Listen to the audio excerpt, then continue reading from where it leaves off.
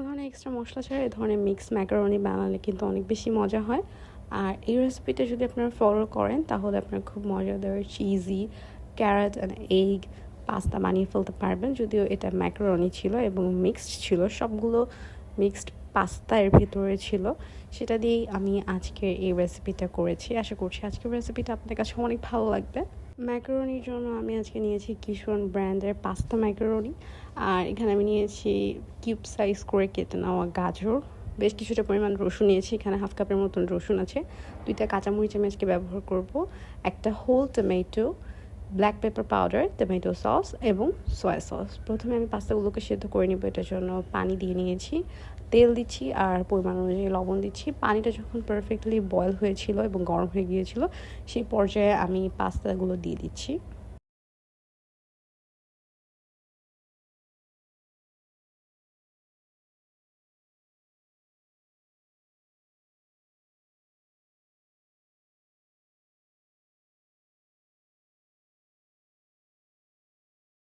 Pasta মজা হওয়ার পিছনে একটা সিক্রেট হচ্ছে পাস্তার এই স্টকটা ফেলে দিবেন না সম্পূর্ণটা, কিছুটা উঠিয়ে রাখবেন। আমি এই পর্যায়ে উঠিয়ে রাখছি।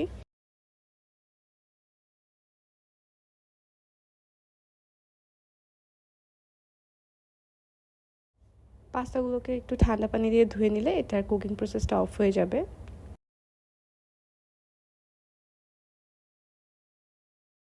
এবারে আমি সেম প্যানে আরও কিছুটা পরিমাণ তেল দিয়ে নিয়েছি আর তাতে একটা ডিম স্ক্রাম্বল করে নিব। এখানে ডিম স্ক্রাম্বল করার জন্য আমি অল্প কিছুটা পরিমাণ লবণ দিয়ে নিয়েছি।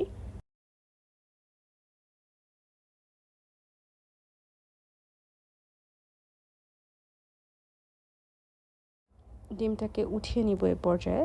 তারপরে সেম প্যানে আরও কিছুটা পরিমাণ সানফ্লাওয়ার অয়েল অ্যাড করছি আর এতে এবার দিয়ে দিব হাফ কাপ কুচি করে রাখা রসুন।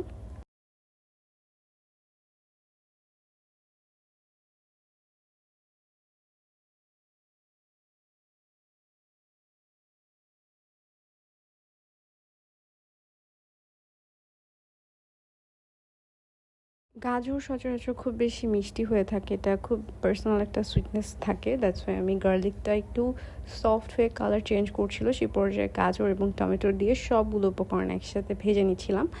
আর টমেটোটাকে একটু সেদ্ধ করার জন্য আমি লবণ দিয়ে নিয়েছি। এই পর্যায়ে আমি টমেটোটাকে একদম পেস্ট করার জন্য কিছুটা পরিমাণ পানি দিয়েছি, তবে এই পর্যায়ে গাজরগুলো সফট হয়ে যাবে না বা একদম ভর্তা হয়ে যাবে না। গাজরগুলো যেহেতু কিউব সাইজ করে কেটেছি তাই এগুলো এগুলো নিজস্ব শেপেই থাকবে।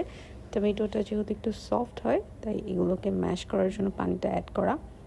আর আমি কিন্তু এই পর্যায়ে গোলমরিচের গুঁড়াও দিয়ে দিয়েছিলাম। পানিটা শুকিয়ে যাওয়ার পরে আমি দিয়েছি পাস্তার স্টকটা আর স্ক্রাম্বল করে রাখা ডিমটা। পরিমাণ অনুযায়ী আমি সয়া সস দিয়ে দিব।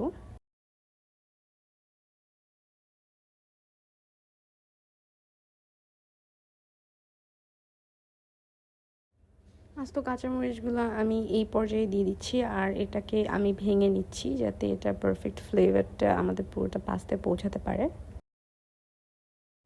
আমি এই পর্যায়ে টমেটো সস দিয়ে দিব।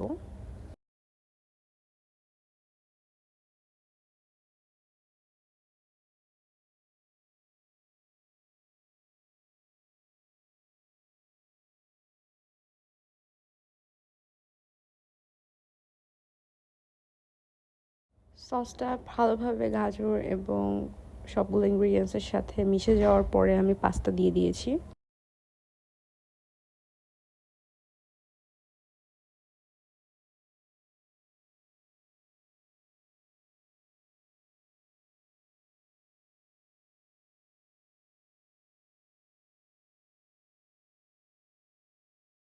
পাস্তাটাকে আমি সবগুলো উপকরণের সাথে মিশিয়ে নেওয়ার পরে চিজ দিয়ে দিয়েছি।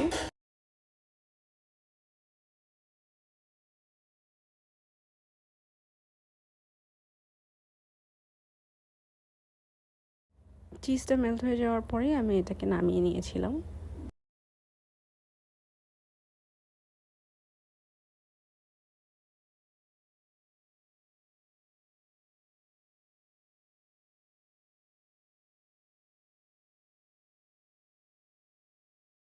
তো তৈরি হয়ে গেল আমাদের খুব মজাদার পাস্তার রেসিপি। আশা করছি আজকের এই রেসিপিটা আপনাদের কাছে ভালো লেগেছে।